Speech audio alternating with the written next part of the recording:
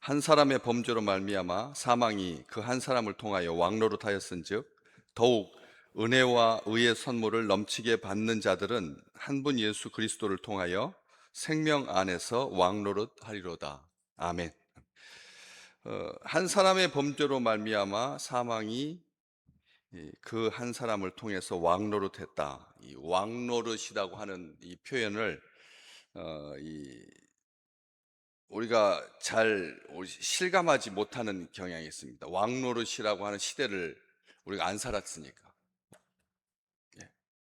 그래서 왕노릇이라고 하는 이 시대를 살고 있다면 우리가 왕노릇의 실제를 우리가 알 수가 있을 텐데, 왕노릇이라고 하는 시대를 살지 않으니까 우리 이게 피상적으로 생각할 수밖에 없는 거죠.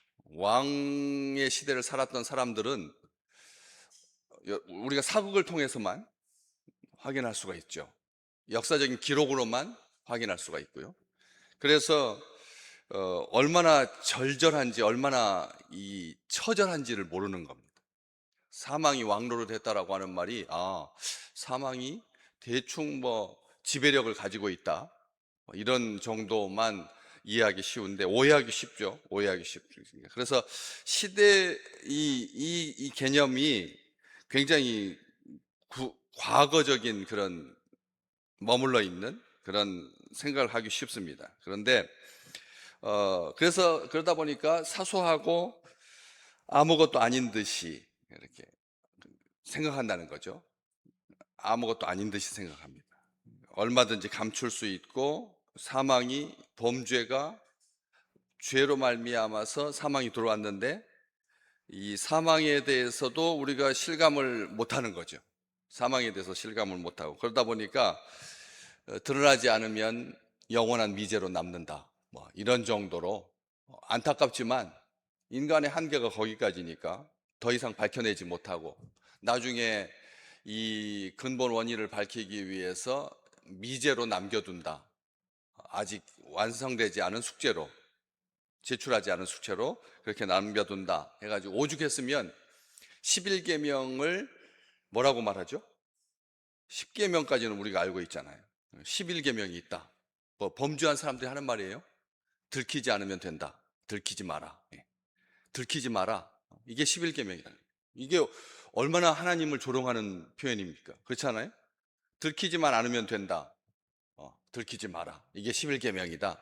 하면서 법망을 조롱한다는 거죠.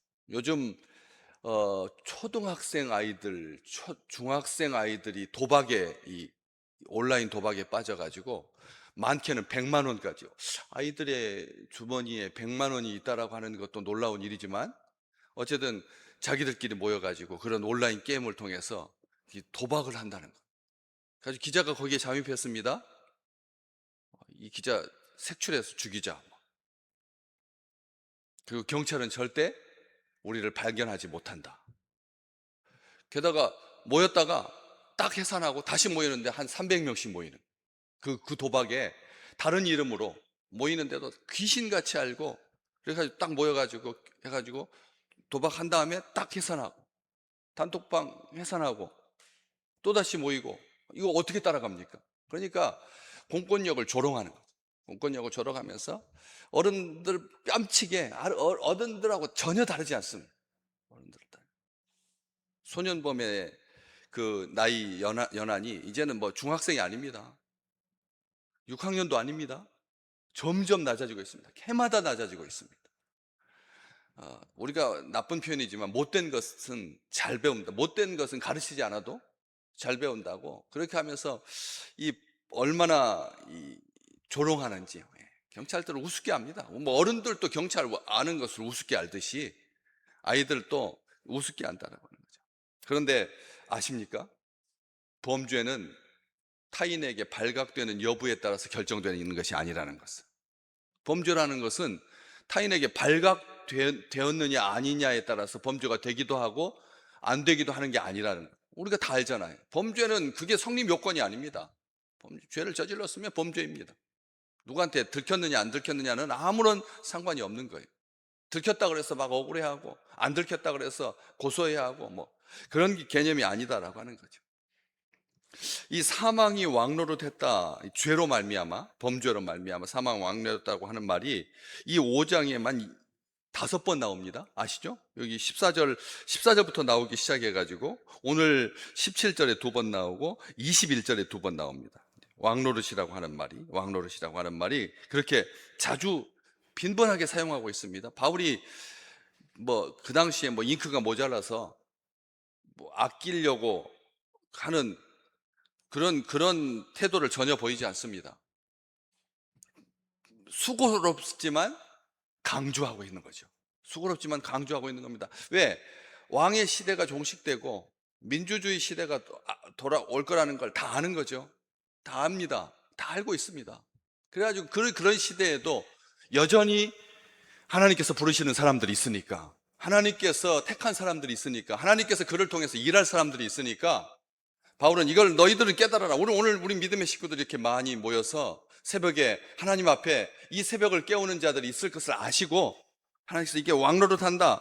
왜냐하면 이 말이 왕노릇하다라고 하는 말이 사망이든 생명이든, 예, 앞에다가 사망이 왕노릇하든지 아니면 생명이 왕노릇하든지, 예, 이 왕노릇한다라고 하는 게 얼마나 중요하냐? 구속사적인 관점에서 이 용어가 사용되었기 때문에 그렇습니다. 아멘. 구속사적인 관점 어디요? 창세기 1장 28절. 생육하고 번성하고 정복하고 충만하고 뭐하라? 다스려라. 다스려라. 다스린다. 다스린다. 다스리다, 지배하다. 이 용어가 구속사적인 그 정점에 있는 표현입니다. 우리 하나님께서 인간을 지으실 때 다스리도록 우리를 지으신 겁니다. 하나님의 형상을 받은 우리는 다스려야 합니다. 그래서 베드로전서 2장 9절 우리는 너무나 잘 알죠. 우리는 왕 같은 제사장이다. 왕 같은 제사장이다. 오늘 왕 같은 제사장으로 사시기를 주의 이름으로 축복합니다. 왕 같은 제사장으로 모든 것들을, 그렇잖아요. 생육하고 번성하고 충만하고 정복하고 다스리는 이 5대 명령은 다스림의 전부입니다. 다스림의 실제입니다. 다스림의 실제라는 거죠. 그래서 하나님의 형상으로 만물에 대한 왕권 하나님께서 우리에게 허락해 주셨는데 그것을 누구한테 뺏긴 거예요? 사망한테 뺏긴 거거든요. 사망이 어제도 말씀드렸지만 사망은 누구의 종이라고요? 죄의 종이라고요. 죄를 따라서 들어오니까 죄가 세상에 들어오고 범죄로 말미암아 죄가 세상에 들어오고 사망이 이르렀나니, 사망이 들어왔다.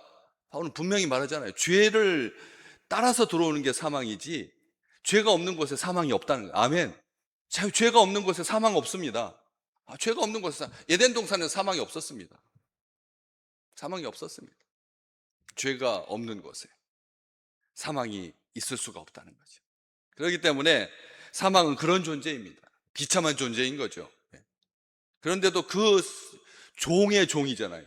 죄의 종인데 그 죄의 종의 종노릇하는 것 얼마나 비참합니까? 우습게 하는 거죠. 인간은 돈 많이 가졌다 그래서 많이 배웠다 그래서 또 건강하다 그래서 자손이 많다 그래서 전혀 굴하지 않습니다. 모든 인류를 향하여서 절대 권력을 가지고 죄를 따라서 들어온 이 사망이 그렇게 세상을 우습게 여기는 거죠. 그런데 히브리서 2장 14절에 보면 아까 말씀하셨지만 사망은 마귀의 종이다 했는데 여기 그렇게 돼 있어요. 사망의 세력을 잡은 마귀라고 돼 있습니다. 마귀가 사망의 세력을 어떻게 했다고요? 딱 잡고 있다. 마귀가 사망의 세력을 잡고 있다.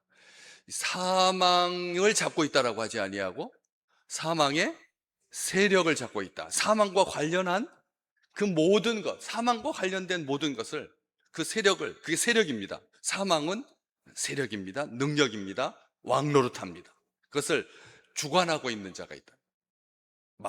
마귀라고 히브리서 2장 14절에 딱 기록되어 있습니다. 그래서 우리는 사망의 세력을 잡고 있는 이 마귀에 의해서 사탄의 노예로 전락했다는 거죠. 인간이 그렇게 됐습니다. 그래서 이 세상에 임금 노릇하며 권세를 부린다는 거죠. 마귀가 사망을 딱 무기 잡아서 사망을 앞세우고 가면 아무도 두려울 게 없는 겁니다. 두려울 게 없는 거예요. 예수님 앞에서도 사망으로 예수님을 협박했는데, 그렇잖아요. 그러니까 우리 주님 어떻게 기도했는데요? 겟세마네에서 아버지, 이 잔을 가급적이면 피하고 싶습니다 라고 할 만큼 그 죽음 앞에서 사람은 위축될 수밖에 없는 겁니다. 두려울 수밖에 없는 거죠. 떨 수밖에 없습니다. 그래서 죽기를 무서워함으로 한평생 매어서 종로를 탄다. 히브리서 2장은 인간의 실존을 정확하게 말하고 있습니다. 예수 바깥에서 예수를 믿지 않으면, 생명이 없으면 죽기를 한평생, 그래서 한평생, 죽기를 무서워함으로 한평생 매어서 종로를 탄다. 이게 아멘입니다. 이게 실상이니까, 이게 실제니까, 그렇다. 우리는 그렇게 말할 수밖에 없습니다. 그렇습니다. 죽음 앞에 굴복하고 비참해지고 허무한 것, 히브리서 2장은 분명히 말합니다. 그런데 그렇게 딱 끝났다면 히브리서는 성경 안에 없겠죠. 그런 거야 모를 사람이 어디가 있겠습니까? 깊이 묵상해 보면, 죄로 말미암아 사망이 우리 가운데 왔고, 그 사망이 왕노릇함으로 사람들이 죽기를 무서워하게 되고 한평생 매어서 종노릇한다라고 하는 것, 가만히 생각해 보면 다 알 수가 있거든요. 알 수 있습니다.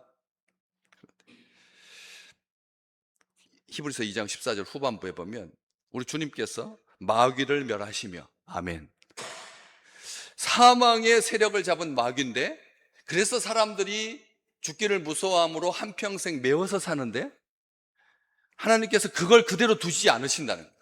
그렇게 내버려 두지 않으신다는 거죠. 하나님께서 그걸 내버려 두시겠습니까? 하나님께서 인간을 지으신 목적이 빗나가는 건데, 그러면 하나님이 죄를 짓는 건데, 그렇잖아요. 인간을 지으신 목적이 빗나가게 되는 거잖아요. 하나님의 형상을 닮아서 온 세상을 정복하고 생육하고 번성하고 충만하고 정복하고 다스릴 수 있는 아름다운 복을 우리에게 마음껏 주셨는데, 하나님께서 다 주신 거죠. 다 주신 거고. 그런데 그렇지 못한 길로 가는 것을 내버려 두시지 않으려 하시고, 그래서 마귀를 멸하시며 죽기를 무서워함으로 한평생 메어서 종로를 타는 모든 자들을 놓아주려고 하신다. 아멘. 아멘. 오늘 또 이런 노음이 있는, 놓아주시는 우리 주님께서 마귀를 멸하실 거라는 거죠. 마귀를 멸하십니다. 하나님, 우리 주님께 기도하는 거죠. 그렇잖아요. 마귀를 멸하시는 분이시니까. 우리는 못 멸합니다. 마귀를 멸할 수가 없습니다. 아무리 깨끗이 정말 몸과 마음을 정하게 할지라도 마귀가 나갔다가 어떻게 한다고요? 자기보다 더 악한 마귀 몇을, 7을, 그러면 총 몇? 8이 들어오는 거예요. 8이. 7도 완전한데 8이 들어와 있으니 그 사람이 어떻게 하겠어요? 미치는 거죠. 미치는 겁니다. 미치는 거예요. 이쪽에 부딪히면 아프고 저쪽에 부딪히면 아프고, 앉아도 아프고 서도 아프고, 모든 것이 피곤하고, 모든 것이 허망하고, 모든 것이 죄 가운데서 그렇게 정말 완전한 텅 빈 가운데 있는 거죠. 완전한 텅 빈. 아무것도 차이지 않은 거죠. 다 빠져나가니까 죄가 터진 웅덩이를 만들어 가지고, 죄가 터진 웅덩이를 만들어 가지고 아무것도 담지 못하고 다 흘러버리는. 그래서 우리는 생명 안에서 왕노릇 하리로다. 이 말씀을 다시 한번 붙들어야 돼. 생명 안에서 17절 말씀 후반부에 그렇게 나와 있잖아요. 오늘 본 말씀이 앞쪽에서 사망이 왕노릇 하는 것이 끝나는 게 아니라, 히브리서 아까 2장 14절에도 예수 그리스도께서 마귀를 멸하시고 죽기를 무서워함으로 한평생 매어서 종로를 타는 사람들을 풀어주신다라고 말씀하셨던 것처럼 오늘 또 말씀하십니다. 더욱 은혜와 의의 선물을 넘치게 받는 너희들, 자들. 그렇게 돼 있잖아요. 더욱 은혜와 의의 선물을 넘치게 받는 자들은 한 분 예수 그리스도를 통하여 생명 안에서 왕노릇 하리로다. 아멘. 그런데 가만히 보면 시제를 잘 봐야 됩니다. 앞에 17절에 앞에 사망이 왕노릇 하였은 즉 과거, 그리고 더욱 은혜와 의의 선물을 넘치게 받는 우리들 현재, 그리고 생명 안에서 왕노릇 하리로다 미래. 과거와 현재와 미래가 분명한 사람이 믿음의 사람입니다. 복받은 사람입니다. 과거는 잊어버리십시오. 우리 주님께서 죄를 내 등 뒤에 던졌다고 하셨으니까. 죄를 등 뒤로 던졌다. 동이 서에서 먼 것 같이 죄와 떨어지게 했다. 사망에게 여지를 주지 말라는 거죠. 사망에게 여지를 주지 말라는 거죠. 우리의 목숨줄을 잡고 흔드는 것은 사망이 아닙니다. 마귀일 수 없습니다. 우리는 주의 백성인데. 여기 현재 그렇게 되어 있잖아요. 현재 더욱 은혜와 의의 선물을 넘치게 받는, 오늘 또 은혜와 의의 선물로 넘치는 아름다운 날 되시기를 주의 이름으로 축복합니다.